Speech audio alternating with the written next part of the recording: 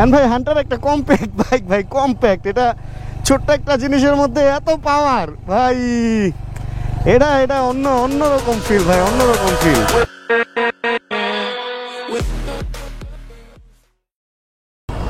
ডান। কটা বাজে এখন? 3:54। বের হয়েছে কিন্তু আরো আগে, কিন্তু ক্যামেরা লাগানো হয়েছিল না। ক্যামেরাটা লাগাইছি হচ্ছে এখানে, এই জায়গাটাকে মনে হয় প্রশিকা বা এরকম কিছু বলে, আমার খুব একটা আইডিয়া নাই। সুন্দর সুন্দর কিছু বিল্ডিং আছে, বিল্ডিংগুলো হওয়ার সময় বোঝা যায় না যে হওয়ার পরে এত সুন্দর হবে, যাক আরেকদিন ভিডিওতে দেখাবো। এখন এইভাবে ঘাড় ঘুরে দেখতে পারবো না। নকশবন্দিয়া দরবার শরীফ, নকশবন্দিয়া বানানটা পড়তে পারি না। আচ্ছা যাই হোক, শোনেন না, এবার মেইন কথায় আসি। মেইন কথা হচ্ছে আজকে আমার মনে পড়ে যাইতেছে হচ্ছে ব্লগিং লাইফের প্রথম দিকের কাহিনীগুলা। প্রথম দিকে যখন বাসা থেকে মানে ঘুম থেকে যখন উঠতাম, ঘুম থেকে ওঠার পর মনে হয়তো আজকে কি ব্লগ করব, অ্যান্ড তারপরে ফোন দেওয়া শুরু করতাম হচ্ছে পরিচিত ভাই ব্রাদারদের। তখন তো আসলে সব বাইক চালানো হয় নাই, যার GSX-R আছে, যার 4V আছে, মানে আমার যে বাইকগুলা নাই, তখন তো আমার একটা বাইক ছিল বা দুইটা বাইক ছিল। আমার যে বাইকগুলা নাই ওইগুলা খুঁজতে থাকতাম। যেমন আমার ছিল হচ্ছে Thai R15 version 3 and Indian খুঁজতাম, ইন্দো খুঁজতাম। তারপরে ভার্সন 4 আসলো, পরে এইগুলা ফোন দিতাম, ভাই ফ্রি আছেন ভাই, বিকালে চলেন না একটু 300 ফিট যাই, একসাথে খাবো, চলেন চা খাইতে যাই, চলেন। এইভাবে নিয়ে তারপরে হচ্ছে শুট করতাম। একবার একটা 4Vর কাহিনী শুনেন। কাওলা এক ভাইয়ের সাথে দেখা হইলো, তারে বললাম যে ভাইয়া 4Vটা তাহলে শুট করবো। অ্যান্ড 4V শুট করার যেদিন ডেট দেওয়া ছিল, উনি ওনার খেয়াল ছিল না আর কি, হয়তোবা উনি হয়তো না বুঝে ডেটটা দিছিল। অ্যান্ড ওই ডেট মতো আমি ওনাকে ফোন দিচ্ছি যে ভাইয়া বিকেলে কি বের হবেন, শুটটা কি আজকে করতে পারবো? অ্যান্ড ওই ভাইয়া বলতেছে ভাইয়া কালকে তো আমার একটা এক্সাম পড়ে গেছে, পরের সপ্তাহে করি। অ্যান্ড আবার এক সপ্তাহ ওয়েট করে দেন ওই 4V শুট করছি। এইভাবে 4V, GSX-R, তারপরে CBR, এরপরে যত মানে বাইক আছে বিভিন্ন, এগুলা করতে এই যে আজকে কিন্তু মোটামুটি একটা পরিচিত একটা সার্কেল বানায় ফেলতে পারছি। এখন চাইলে বাইক পাই। আর মজার ব্যাপার দেখেন, সেধে কেউ একজন যদি আমাকে বাইক দেওয়ার হয়, সেটা একটা 110cc বাইক ছিল। আমাকে একজন ফোন দিছে, উত্তরের এক ভাই ব্রাদার, কখনো পরিচয় করা দিব আপনাদের সাথে। আর ফোন দিয়ে বলতেছে ভাই আমার একটা বাইক আছে, সিসি কম, চাইলে আপনি চালায় দেখতে পারেন। এই একটা বাইক যে আমাকে সে তার বাইকটা রিভিউ করতে দিল, অ্যান্ড ওটার ভিডিও করছিলাম। এরপরে আজকে আমার এই এত কিছু মনে পড়লো কেন জানেন? আজকে আমাদেরই এক ভাই ব্রাদার আমাকে ফোন দিছে, ফোন দিয়ে বলতেছে রানা ভাই আমার কাছে একটা হান্টার আছে। আমি বললাম কি কালার? মানে আমি তো জানি কি কারণে ফোনটা দেওয়া হইতে পারে আমাকে।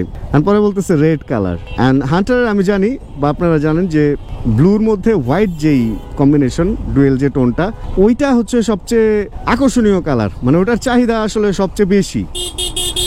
মেইন কথা যেটা, কই ঢুকলাম ভাইরে ভাই, কই ঢুকলাম, পিছনে এখনো বিপদ, একদিকে ট্রাক একদিকে বাস, আমি মাঝখানে মাগুর মাছ। আচ্ছা যেটা বলতেছিলাম, ভাই ফোন দেওয়ার পরে বলতেছে যে রেডটা, ভাই সত্যি কথা, রেড হান্টারের প্রতি আমার একটা এক্সট্রা একটা আকর্ষণ ছিল। মানে ওইটা আমি এখনো পর্যন্ত সামনাসামনি দেখিও নাই, আর ওটা দেখারও ইচ্ছা ছিল। অ্যান্ড যদি সবকিছু ঠিক থাকে তাহলে আমি আজকে হান্টারটা চালাইতে পারবো। কিন্তু আজকের ভিডিওতে আমি আসলে হান্টার রিভিউ বা ফার্স্ট রাইড ইমপ্রেশনের কোনো কিছু শেয়ার করতে চাচ্ছি না। এই ভিডিওটায় হান্টারের ভিডিওটা আমি আলাদাভাবে শ্যুট করে রাখবো, ওইটা আমি আলাদা আপলোড দিব। আপনারা কেউ মাইন্ড করেন না যদি আজকের ভিডিওর টাইটেল থাম্বনেলে হান্টারের কোনো কিছু থাকে, প্লিজ মাইন্ড করেন না। মাইন্ড করলে আমি অনেক কষ্ট পাবো। আচ্ছা যাই হোক, যেটা বলতেছি ওইখানে থাকি। হান্টারের ব্যাপারটা হলো, ভাইয়া ফোন দেওয়ার পরে আমার এইটা মনে পড়ে গেল যে আগে একটা সময় নতুন বাইক আসলে খুঁজতে থাকতাম। ভাই আমি তো তাও সার্কেলের মধ্যে পাইতাম বাইক। আমাদের ভাই ব্রাদার যারা আমার চেয়ে আগে যারা শুরু করছে, যেমন মিজু ভাই, উনি যখন বাইক রিভিউ করতো, রাস্তায় একটা নতুন বাইক যদি দেখতো, সে ওইটারে ধইরা ভাই প্লিজ একটু সময় দিয়েন, এইভাবে সে কনভিন্স করে এইভাবে বাইক ম্যানেজ করছে। এই লোকটা আমাকে অনেক হেল্পও করছে। সত্যি কথা, বাইক রিভিউ যদি বলতে হয় আমার গুরু, তাহলে আমি মিজু ভাইকেই গুরু বলবো, কারণ উনি আমাকে ফার্স্ট বলছিল যে বাইক রিভিউ করেন রানা ভাই। এরকম প্রত্যেকটা সেক্টরে আমার একটা গুরু আছে। যাক, ওগুলা নিয়ে আরেকদিন কথা হবে। ভাই প্রচন্ড পরিমাণ জ্যাম, তো একদম পুরা ফাটানো একটা জ্যাম। আর এই অন্ধকারের মধ্যে মনে হইতেছে রাতে ব্লগ করতেছি, এরকম একটা অবস্থা। মেট্রো রেল স্টেশনের নিচে ভাই কি পরিমাণ যে অন্ধকার, পুরা ব্যাড বাজ।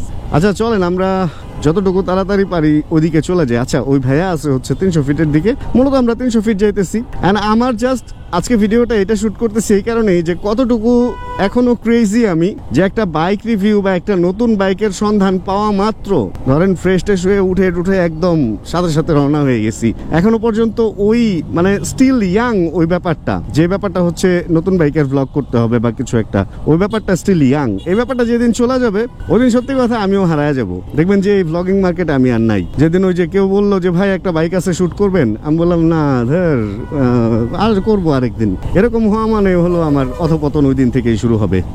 যতদিন আগ্রহ থাকে ততদিন আসলে কাজ লেভেল আপ হয়, স্কিল আপ হয়। আর যখন ওই যে অনীহা যে স্পন্সর ছাড়া কাজ করবো না, এই না সেই না, আছে অনেকে আছে এরকম স্পন্সর ছাড়া শুটই করবে না, আর পরবর্তীতে স্পন্সর তো দূরের কথা ভিউয়ারই খুঁজে পায় না। যাক বাদ দিয়ে সেসব কথা। জ্যাম পড়ে গেছে আজকে একটা হলিডে, এরকম জ্যাম পড়ে গেল, হইলো কিছু।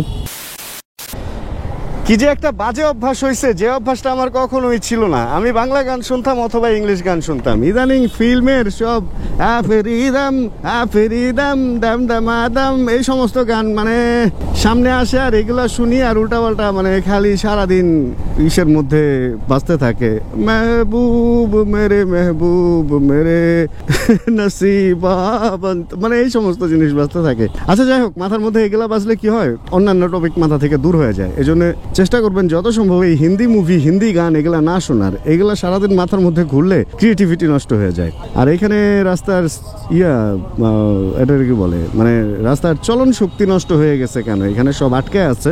আচ্ছা আপনাদের সাথে একটা ব্যাপার শেয়ার করি। রয়্যাল এনফিল্ডের তো বাংলাদেশে লঞ্চ হয়েছে হচ্ছে 3টা মডেল, এর মধ্যে ছোটটা হচ্ছে হান্টার, না 4টা মডেল, ছোটটা হচ্ছে হান্টার, তারপরে হচ্ছে ক্লাসিক অ্যান্ড বুলেট, দুইটা অনেকটা সেম, জাস্ট সিটটা টুকটাক কিছু জিনিস আলাদা, অ্যান্ড আরেকটা হচ্ছে মিটিওর। এখন আপনাদের পছন্দের বাইক কোনটা এটা একটু বললেন আমাকে, মানে বললেন কেন, তাহলে আমি একটু চিন্তা ভাবনা করতেছি আর কি ওই বাইক নিয়ে একটু কাজ টাজ করার বা কিছু একটা। এখন হান্টার যেটা, হান্টার তো আসলে একটু এই এমটি একটা ফিল দেয়, কিন্তু 350 সিসির পাওয়ার তো ওটার মধ্যে আছেই। এগুলা কি শুরু করে রাস্তার মাঝখানে, মানে রাস্তার মাঝখানে ঢং শুরু করছে, পেছন থেকে আইসা যদি আরেকজন গুতা দেয় তখন না বুঝবো অবস্থাটা কি হয়। যাক, যেটা বলতেছিলাম, মিটিওর আমি রিসেন্ট রাস্তায় দেখছি, ওই বাইকটা দেখতে অনেক সুন্দর লাগে রাস্তায়। অ্যান্ড ক্লাসিক বুলেট এগুলা তো আসলে নাম করা বাইক, এগুলো তো জানি। হান্টারটা হচ্ছে একটু ইকোনমি বা একটু মানে সবাই যাতে চালাইতে পারে কম দামের মধ্যে, 350 সিসি একটা বাইক হান্টার। এখন আপনাদের পছন্দ কোনটা বা কোনটার ভোট বেশি একটু বললেন, তাহলে ওই বাইকটা নিয়ে খুব তাড়াতাড়ি আমি একটু দীর্ঘ কাজ শুরু করব। মানে যে বাইকটার প্রতি আপনাদের আগ্রহ বেশি, কারণ এই সবগুলা বাইক কিনে ভিডিও করতে গেলে অনেকগুলা টাকা নষ্ট হবে। এই জন্য একটা করে ধরবো, জাস্ট সিরিয়ালটা বলে দিন যে কোনটা আগে ধরবো। আজকে হান্টারটা চালানোর পরে বোঝা যাবে যে ব্যাপারটা কি। কালশির রাস্তা অলওয়েজ পছন্দের। আর রেগুলার হচ্ছে উত্তরা যখন থাকতাম, উত্তরা থেকে এই টাইমে আমি মিরপুর ঢুকতাম, এই রাস্তাটা ওই অ্যাঙ্গেল থেকে দেখতাম, ওই পিওভি থেকে দেখতাম, মানে পয়েন্ট অফ ভিউ ছিল দ্যাট সাইড। অ্যান্ড এখন হচ্ছে উল্টা যেতেছি, বাট উল্টা সুন্দর লাগতেছে না। ওই দিক থেকে যখন ওই যে রোডটা লুকিং গ্লাসে দেখা যাইতেছে, ওই ব্যাপারটা বেশি সুন্দর লাগে। ভাই এই রোডে তো ভালো বড় বাস চলে। রিসেন্ট মনে হয় বাসের উপরে একটা ভালোই হামলা শুরু হয়েছে। দেখেন না, বাস কি ব্রাশ দিয়া রং টং করে পুরা চকচকা সাদা নতুন করে রাখছে, বেশ লাগতেছে না? সব বাস যদি ঢাকা শহরের এরকম সুন্দর চকচকা সাদা বা যে কোনো কালারই এত সুন্দর হইতো, ভাই আসলে ব্যাপারটা দুনিয়াটা জীবনটা অনেক সুন্দর হইতো কিন্তু তখন। বাট আমাদের দেশের বাসের অবস্থা তো দেখেনি, বিশেষ করে ঢাকার বাইরে যদি যান তাহলে বাসের অবস্থা দেখা যায় আরও বাজে তখন ওই জায়গার বাসের অবস্থাগুলা। হ্যাঁ, আজকে হলিডে না, এই যে দেখেন ওনারাও এখানে জমাইতেছে আর কি, পাড়ি জমাইতেছে। এখান থেকে হয়তো ট্যুর বের হবে আর কি, রাইড টাইডে বের হবে। আরে সব বাসই তো এই যে অভিজাত নাকি, বেড়া রাস্তার মাঝখানে নাকি আমি বাম দিয়ে আসছি। ভাই মানুষ সোজা যেতে পারেন না, আপনারা উল্টা রওনা হয়েছেন। এই যে অটো তো আর অটোর ব্যাপার আর কি বলুম। এই সমস্ত রাস্তাগুলা দেখেন সোজা আমরা যেতে পারতেছি না, আর এই সমস্ত গর্ধবগুলা মানে ব্রেনলেস, ইনসেইন লেভেলের খারাপ। একটু ইংলিশে গালি শিখতেছি ভাই। যাই হোক, ইনসেনের বাংলা হচ্ছে উন্মাদ, মানে একদম পাগলা লেভেলের খারাপ আর কি। এরা এই রাস্তার মধ্যে উল্টা চলা শুরু করে, এটা কোনো কথা ভাই বলেন তো? আসলে কোনো কথা? একদম কথা না কিন্তু। আচ্ছা চলেন আগাই আমরা। চলেন আজকে আপনাদের সাথে একটা সুপারম্যান রাইডারের পরিচয় করায় দিই। এখন বলতে পারেন আমি এই রাইডারকে কেন সুপারম্যান রাইডার বলতেছি। সুপারম্যানের যেমন পেছনে একটা ওড়নার মতো উড়ে লাল রঙের, অ্যান্ড ভাই শার্টের বাটন খুলে দেওয়ার কারণে শার্টের পেছন পাশটা দেখেন পুরো সুপারম্যানের মতো উঠতেছে। ওরে ওয়াও, সেই সেই সেই। আজকে এইখানেও দেখেন এই যে ভাইরা বাইক টাইক নিয়ে একসাথে হইতেছে, সম্ভবত রাইডে বের হবে, তার মানে হলিডে রাইড হয়। ভাই দেখেন না, ওনারা আসলেই কিন্তু সুপারম্যানের মতো লাগতেছে। উনি যখন আরো ফাস্ট চালাইতেছিল তখন ওনাকে আরো সুপারম্যানের মতো লাগতেছিল, মানে ওইটা উইঠা মাথা ঢাইকা যেতেছিল, এরকম একটা অবস্থা। ভাই রানা, তুমি যে এগুলা কি কোত্থেকে সুপারম্যান বাইকার নাকি রাস্তার মধ্যে দেখে ফেলছে। ও মাই গড। এর আগে আচ্ছা, আপনারা যদি ওই ভিডিওটা দেখছেন কিনা, একজন যে বাঁকা হয়ে বসেছিল বাইকের পিছনে, গায়ে হলুদের বাইক নাকি যেন বলছিলাম। ও মা, যাক বাদ দে এগুলা, বাদ দে, এটা বাদ দে। এই যে এই লোকটারে দেখে মনে পড়লো ভাই, এই লোকটা কেমন মানে মেয়েদের মতো, দেখেন হাত এরকম করে রাখছে, কিরকম ওনার মনে কোনো এই কত বড় প্লেন, ওয়াও। ওনার কোনো ঝামেলা আছে ধরে রাখছে ভাই। দেখেন দেখেন দেখেন, কাছে যায় দেখাই, এগুলা কি রে ভাই, রেজিস্ট হয়ে গেছি মানুষের চরণ ভঙ্গি, বাচন ভঙ্গি, চলন ভঙ্গি নিয়ে উল্টাপাল্টা কমেন্ট করা শুরু করছি। আচ্ছা, আপনাদেরকে একটা রিস্কি জায়গা দেখাবো এবার, বেশ রিস্কি জায়গা। সেটা হলো এই যে সামনে যে ফ্লাইওভারের এই পাশে হচ্ছে ব্রিজ পার হওয়ার সিঁড়ি, মানে বাম পাশে, অ্যান্ড ফুটপাথও বাম পাশে। কিন্তু বাসগুলা থামতেছে হচ্ছে, বাস স্ট্যান্ড কিন্তু পেছনে আছে, কিন্তু ওইখানে কেউ থামতেছে না। বাস এসে থামতেছে এই ফ্লাইওভারটার এই রাইট সাইডে। তাহলে এই ফ্লাইওভারটার এখানে যে উঠার যে জ্যামটা দেখতেছেন, এই জ্যামটা কেন জানেন? ফ্লাইওভার উপরে কিন্তু ফাঁকা, এখানে নিচে লোকজন পারাপার হইতেছে, মানে মেইন রোড থেকে এই পাশে ব্রিজের গোড়ায় লোকজন আসতেছে, এই জন্য এই পুরায় দেখেন এই যে এই জ্যামটা, মানে পুরা দমে একটা অন্যায়ের বাপ। এখন তো অনেক বেশি লোক, এই কারণে অ্যাক্সিডেন্টের পসিবিলিটিটা কম, রিস্কটা কম, যে হ্যাঁ রাস্তা আটকায় দিয়া মানুষগুলা পার হইতে পারতেছে এইখানে। কিন্তু যখন ধরেন 2-3 জন থাকবে এবং স্পিডে এখান দিয়ে গাড়ি যাইতে থাকবে, বিশেষ করে রাতে এখানে বাস নামায় দিবে, তখন এইখানে পারটা কিভাবে হবে? মানে এইটার কি একটা সুস্থ সমাধান দরকার ছিল না? আমাকেই থামাইলেন ভাই, এই যে দেখছেন এখানে থামায় দিয়া, মানে এইখানে বেআইনটাই আইন হয়ে গেছে। সার্জেন্ট এবং কনস্টেবল দুইজনই এইখানে কন্ট্রোল করতেছে মানুষ পারাপারের ব্যাপারটা, অথচ এখানে কোনো বাস স্ট্যান্ডই নাই, এখানে সব বাস থামতেছে। মানে অন্যায়, বাস থামাটা এখানে অন্যায়, কিন্তু এইটা পুলিশ পাহারা দিয়ে করতেছে। এটা দেখে মনে পড়ে গেল আমার লালনের আখড়ার কথা। ওইখানে পুলিশ পাহারা দিয়া ওরা যে পাতাটা খায়, ওই পাতা খাওয়ার ব্যবস্থা করে দেয় যাতে কেউ ডিস্টার্ব না করতে পারে। এই জায়গা দেখে ওই জায়গার কথাই মনে পড়লো যে পুলিশ পাহারা দিয়া এখানে বাসকে অন্যায় করতে দিতেছে। কেন রে ভাই? মানে বাস স্ট্যান্ডটা একটু আগে পিছে করে নেওয়া যেত না? বা বাসগুলো একটু আগে থামতে পারে না? সবগুলা বাস তো একই লেনের একই রুটের বাস, বলে দেওয়া যায় না যে তোমরা আরেকটু আগে থামো, রাস্তার পারে থামো, এই ফ্লাইওভারের গোড়ায় কেন তোমাদের থামতে হবে? বাস যদি না থামে, এখানে থামলে যদি কেস করে, তাহলে তো বাস আর থামবে না, তাই না? তখন নিয়ম কানুন একটা ইসের মধ্যে চলে আসবে, নিয়মের মধ্যে চলে আসবে। আগাই আগাই, আমি আসবো, আমি ওটাই চলে আসবো। ভাই হচ্ছে রাস্তা ভুল করে ফেলছে। অ্যান্ড এখানে হলো, এখান থেকে বাইকের মিলন মেলা শুরু হয় ছুটির দিনগুলোতে। এখনো পর্যন্ত সবাই আসে না, আর অনেক বাইক একসাথে হয়। অ্যান্ড এখান থেকে হলো ওরা তারপরে শুরু করে আর কি, ওদের ওইটাই আর কি, যেটা শুরু করার ওইটাই শুরু করে। আমরা দুজন দুই লেনে চলে গেছি, প্রবলেম নেই, সামনে দিয়ে আমি উনার লেনে চলে যেতে পারবো, কিন্তু উনি আর আমার লেনে মনে হয় না ফেরত আসতে পারবে। এই লেনটা শুরুতে না ঢুকলে পরে ঢুকতে হলে উল্টা ঢুকতে হয়, অনেক অ্যাক্সিডেন্টও হয় এটার কারণে। ও অনেক গাড়ি আজকে, 300 ফিটে অনেক গাড়ি। আর এই মেইন যে রোডটা, এটাতে গাড়িটা বেশি থাকে, এর চেয়ে সাব রোড একটু ফ্রি থাকে, কারণ এখান থেকে সাব রোডে যে গাড়িগুলো ঢুকে, এগুলো এই দিক দিয়ে খিলক্ষেত, তারপরে মাতোয়াইল, এই সমস্ত জায়গা দিয়ে বের হয়ে যায়, অ্যান্ড তারপরে হচ্ছে ওই সামনের রাস্তাটা ফাঁকা হয়ে যায়। আর অনেক দোতলা বাস চলে তো ভাই, এটা তো আমি আগে দেখি নাই। 3টা দোতলা বাস আমার সামনে দেখতেছি। এ রোডে কি দোতলা বাসের পারমিশন দিয়ে দিল? বা নরসিংদী বা কোনো জায়গায় মনে হয় যায়, কাঞ্চন টাঞ্চন কোনো জায়গায় মনে হয় যায়। এর আগে তো দেখি নাই। এর আগে বিআরটিসির বাস ছিল, কিন্তু ছোটগুলা, মানে একতলাগুলা, জোড়া ছোট না, একতলা লম্বা ছিল।